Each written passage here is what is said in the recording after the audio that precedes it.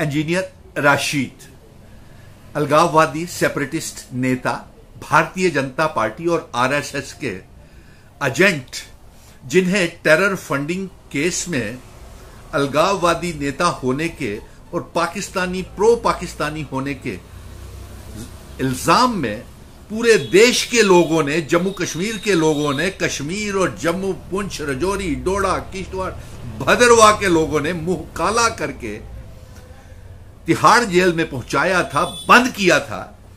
Engineer Rashid साहब को मौलवी मीरवेज उमर फारूक साहब से कुछ सीखना चाहिए, जो 5 सालों तक मौलवी मीरवेज उमर फारूक साहब जम्मू कश्मीर के आर्टिकल 370 रियासत के दर्जे की वापसी, हमारी आइडेंटिटी, कल्चर, डेमोग्राफी, वकार को बचाने के लिए नजरबंद रहे। और यहां तक कि अभी भी उनके ऊपर प्रधानमंत्री के और होम मिनिस्टर साहब के और एलजी के ये कहने के ऊपर कि वो रिहा है, उन्हें अभी भी नजरबंद कर लिया जाता है और ईदगाह में उन्हें नमाजें नहीं अदा करने दी जाती। कम से कम इंजीनियर राशिद को मीरवेज उमर फारूक साहब से, कश्मीर के नेताओं से सबक सीख लेना चाहिए। इंजीनियर राशिद और जमाती इस्लामिया भी। आप बताइए इंजीनियर राशिद साहब, आपको लोगों ने इतना भरोसा और प्यार दिया, बारामूला के लोगों ने, आप तिहाड़ जेल में आपको मेंबर पार्लियामेंट बना दिया, लेकिन आप रुक नहीं सके। आपने क्या 5 सालों में जम्मू कश्मीर की रियासत के दर्जे की जंग, आर्टिकल 370 को वापस लाने की जंग, अपना यूनियन टेरिटरी जो हमें बना दिया, हमारे बुजुर्गों की विरासत, जो हमारे महाराजा डोगरा महाराजा की आर्टिकल 370 दिया हुआ, स्टेट सब्जेक्ट दिया हुआ, instrument of accession, standstill agreement की, इल्हाक की, असेशन की शर्तें लागू करवाने के लिए आपका क्या योगदान है? आप तो एक इल्जाम के तहत तिहाड़ जेल में टेरर फंडिंग केस में बैठे हुए हैं, और जिसे भारतीय जनता पार्टी ने आज रिहा किया अपने सियासी मुवक्कफ को पूरा करने के लिए। और सोशल मीडिया में ये बातें फैल रही हैं कि आपके साथ भारतीय जनता पार्टी के नेताओं की, इंजीनियर राशिद, जमाती इस्लामिया, यह भी सुनने में आ रहा है सोशल मीडिया में, कश्मीर के बातें वायरल हो गई है कि राम माधव और भारतीय जनता पार्टी के नेताओं ने 150 करोड़ रुपया आपके उम्मीदवारों को कश्मीर में दिया है। आपका क्या योगदान है इंजीनियर राशिद? आप लोगों के इमोशंस, भावनाओं के साथ, जज्बातों के साथ खेल रहे हैं। आपका तो जम्मू कश्मीर के लोगों ने मुंह काला करके तिहाड़ जेल में पहुंचाया था, और भारतीय जनता पार्टी का सर इतना गिर चुका है कि वो अलगाववादी नेताओं को रिहा करके, इंजीनियर राशिद को रिहा करके, और उस इंजीनियर राशिद को रिहा किया है जिसने असेंबली में इनके प्रदेश अध्यक्ष को थप्पड़ और लातें घूसे मारे थे एक दूसरे ने। इंजीनियर राशिद ने थप्पड़ और घूसे मारे, लातें मारी असेंबली में, पाकिस्तान के हक में नारे लगाए। इन्हीं की सरकार थी, इनके प्रदेश अध्यक्ष को थप्पड़ और लातें मारी, एक दूसरे को गुत्थम गुत्थी हुए असेंबली में। ये कोई छुपी हुई बात नहीं है, ये जो बातें मैं कह रहा हूं ये हकीकत है। और आज उन्हीं के एजेंट बन के यह रियासत में लोगों के जज्बातों के साथ खेलने के लिए फिर से तैयार हो गए। और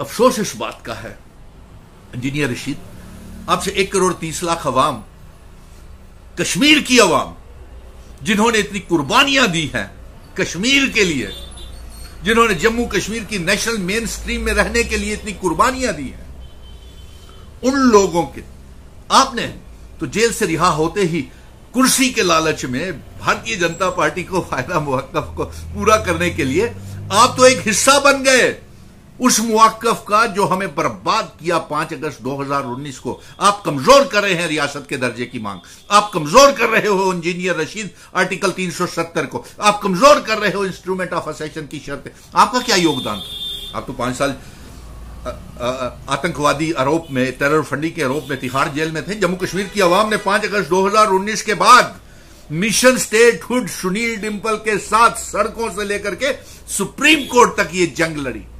हमने धरने, प्रदर्शन, भूख हड़तालें, जेलों में गए। अपने महाराजा हरि सिंह जी का डोगरा रियासत, हमारे बुजुर्गों की विरासत, हिंदू, मुस्लिम, सिख, ईसाई, गुज्जर, बकरवाल, चिनावेली, पीर मजाल, पहाड़ी लोगों ने अपनी जंग खुद लड़ी। रियासत के दर्जे की वापसी की जंग खुद लड़ी। आपको तो सही यह होता, इंजीनियर रशीद की पार्टी और जमात इस्लामिया के उम्मीदवार ये कहते कि जब तक रियासत का दर्जा वापस नहीं आता हम चुनाव नहीं लड़ेंगे। जब तक आर्टिकल 370 इंस्ट्रूमेंट ऑफ असेशन इल्हाक की शर्तें जब तक नहीं लागू होती तब तक इंजीनियर रशीद आपने कुर्सी के लालच में सौदा कर लिया और आप एक एजेंट के तौर के ऊपर बीजेपी और आरएसएस के लोगों का कहना है, सोशल मीडिया का में ये बातें फैल रही हैं कि आप उनके एजेंट बने हुए हैं, उनका मौक़िफ़ को पूरा कर रहे हैं। और अफसोस इस बात का है कि चुनावों के बाद ऐसा भी लग रहा है कि भारतीय जनता पार्टी, इंजीनियर रशीद के, जमात इस्लामिया के, और बेचैन तो भारतीय जनता पार्टी इस बात को लेकर के भी बैठी है कि किसी तरीके से शतरंज इस तरीके से बिछाई हुई है चाल कि किसी तरीके से भारतीय जनता पार्टी बेताब बैठी हुई है नेशनल कॉन्फ्रेंस के साथ सरकार बनाने के लिए। लेकिन मेरा यही कहना है कि लोगों के जज्बातों के साथ मत खेलो इंजीनियर रशीद। तुम्हारा रियासत के दर्जे की वापसी के लिए जो जंग सुप्रीम कोर्ट से मिशन स्टेटहुड जीत के लाया है उसमें कोई योगदान नहीं, जो चुनाव हो रहे हैं उसमें आपका कोई योगदान नहीं। और आपको चाहिए था कि आप इनकार करते, और जब तक कि रियासत का दर्जा हमें फुल फ्लैज्ड रियासत जम्मू कश्मीर, लद्दाख, पीओके, गिलगित बल्टिस्तान को आजाद करवा के जम्मू कश्मीर रियासत का हिस्सा नहीं बन जाता, इंजीनियर रशीद को चुनावों से बहिष्कार करना चाहिए था। मौलवी मीरवेज उमर फारूक साहब से सीखिए कि उन्होंने जम्मू कश्मीर और कश्मीर के लोगों के लिए कितनी कुर्बानी दी, 5 सालों तक नजरबंद रहे। उनसे कुछ सीखे इंजीनियर रशीद, तुम भी सीखो और जमातिया इस्लामिया के उम्मीदवार तुम भी सीखो। लेकिन हमारी तो जंग जारी रहेगी 370 इल्हाक की शर्तों की वापसी, रियासत के दर्जे की वापसी, क्योंकि हम तो ये चाहते थे कि रियासत के दर्जे के तहत चुनाव होते और हमारे मुख्यमंत्री, chief minister, ministers, MLAs, voters की असेंबली की ताकत होती। लेकिन सियासी लोगों ने सियासी खेल खेला और कुर्सी के लालच में तैयार हो गए एलजी साहब की जी हजूरी और सलामी करने के लिए। लेकिन सुनील डिंपल जम्मू कश्मीर की आवाम के जज्बातों के लिए समझौता नहीं कर सकता। ये वादा है मेरा जम्मू कश्मीर की आवाम के लिए, और इसके लिए मुझे जम्मू कश्मीर की आवाम और नौजवानों का साथ चाहिए।